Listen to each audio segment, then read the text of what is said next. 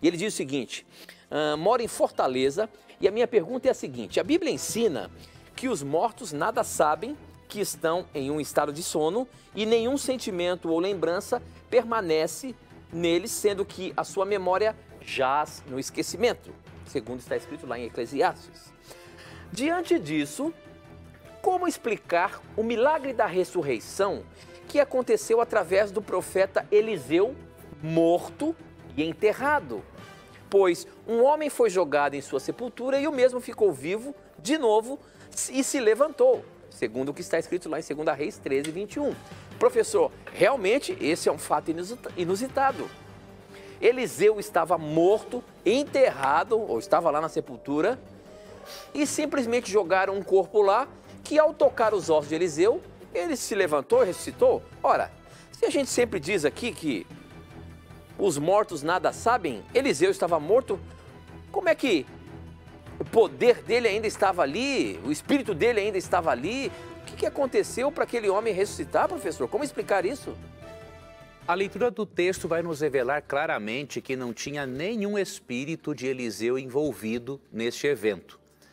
Eu vou ler aqui o texto novamente e vou dar 3 razões para que Eliseu não estivesse envolvido na ressurreição daquele homem. E depois eu vou ler o significado contextual, histórico deste milagre que foi realizado. Vou pegar uma citação do comentário bíblico adventista do 7º dia. Primeira razão.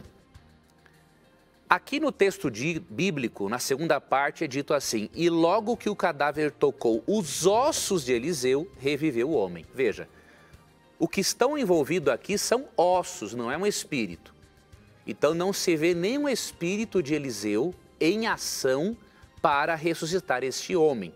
O que aconteceu foi um tocar nos ossos. E ossos nada tem a ver com espírito. Até porque o espírito nem é mencionado nem de perto nesse contexto bíblico. Então a primeira razão é essa. Nenhum espírito está envolvido aqui neste evento.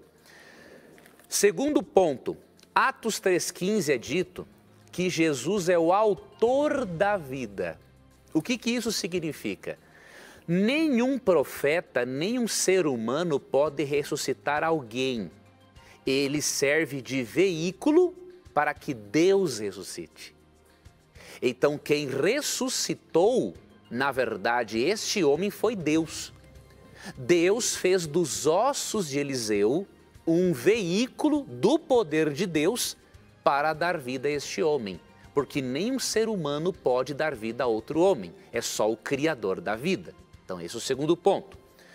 E o terceiro ponto que nos prova que Eliseu não estava nem de perto envolvido no evento, encontramos aqui em Eclesiastes capítulo 9, versos 5 e 6. Eclesiastes capítulo 9, versos 5 e 6, nos mostram que uma pessoa morta não tem parte em coisa alguma do que acontece no nosso planeta. Então ele não poderia, Eliseu, estar envolvido neste evento. Mas não tem nada a ver por intermédio dele, então? Não foi? Não, porque ele não tem como ele ter consciência. Ali fala em ossos no texto. Certo. Ossos, só ossos. Não tem espírito, não tem consciência, não tem Eliseu. Mas tem um porquê de ser Eliseu? Os ossos dele? Eu vou ler depois quando eu contextualizar a parte histórica. Tá? Na parte histórica eu vou explicar. Vamos aqui para o terceiro ponto, por que Eliseu não poderia estar envolvido nisso. Mas seus ossos serviram apenas de canal de Deus para Deus ressuscitar, porque só Deus pode trazer alguém à vida. Não existe um ser humano que traga outro ser humano à vida. Eclesiastes capítulo 9, verso 5 diz assim: porque os vivos sabem que hão de morrer, mas os mortos não sabem coisa nenhuma. Nem tampouco terão eles recompensa, porque a sua memória jaz no esquecimento. Então, por exemplo, Eliseu está inconsciente. Ele não pode atuar em nada. Verso 6. Amor, ódio e inveja para eles já pereceram. Para sempre não têm eles parte em coisa alguma do que se faz debaixo do sol.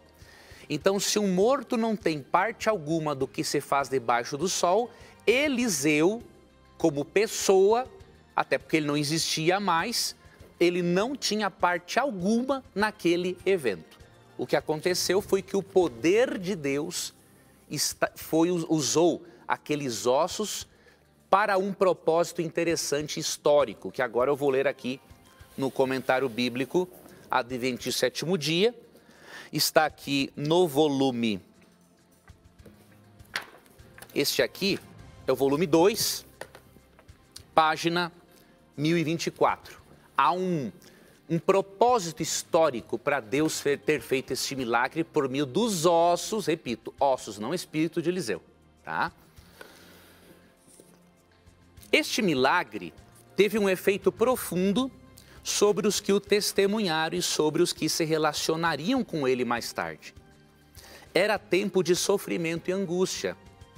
Os moabitas faziam expedições na terra e roubavam as novas colheitas.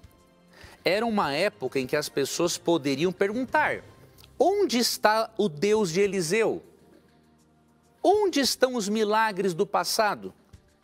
A ressurreição do corpo evidenciou que o Deus de Israel não estava morto. Ele estava disposto a operar milagres. Se as pessoas dessem atenção às mensagens do profeta, Deus, mais uma vez, concederia vitória sobre o intruso e restauraria a segurança à região.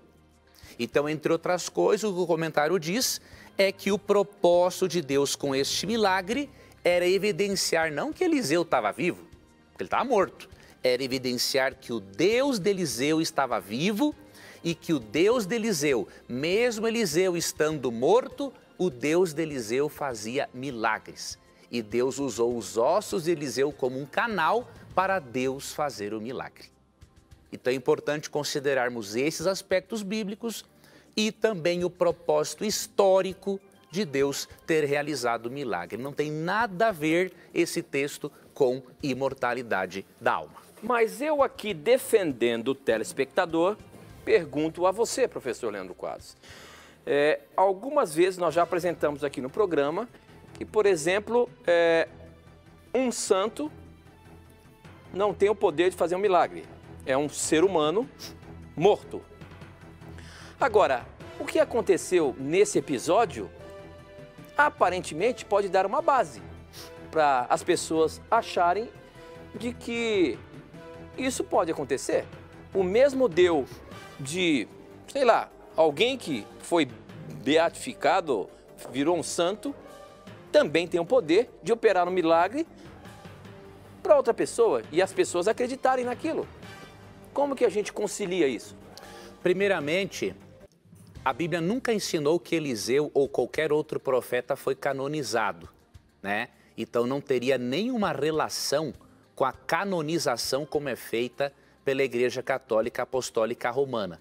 Segundo ponto, os milagres feitos na Bíblia nunca são por seres humanos, eles são apenas veículos de Deus, né?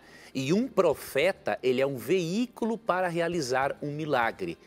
Então, se Eliseu tivesse sido em algum momento canonizado para fazer isso... Não, mas canonizado é uma coisa de agora, né? É uma coisa de agora, não é uma coisa... Não, mas mesmo assim, né? Eu estou seguindo a sua linha de argumento. Sim. Para um santo ser canonizado, o que tem que acontecer? O espírito dele tem que ir para o céu. Mas a Bíblia não ensina que o espírito de Eliseu foi para o céu. Então não tem nada a ver uma coisa com a outra. Quando a Bíblia fala de alguém no céu, é com o corpo. E os exemplos são claros. Gênesis 5:24, Enoque foi com o corpo. E ele não é chamado de santo e ninguém até hoje disse que Enoque fez milagre. Outro que foi com o corpo foi Elias. Não tem nenhuma menção de Elias canonizado ou São Elias fazendo milagre. Outro exemplo, Moisés. Não tem ninguém falando São Moisés fazendo milagre.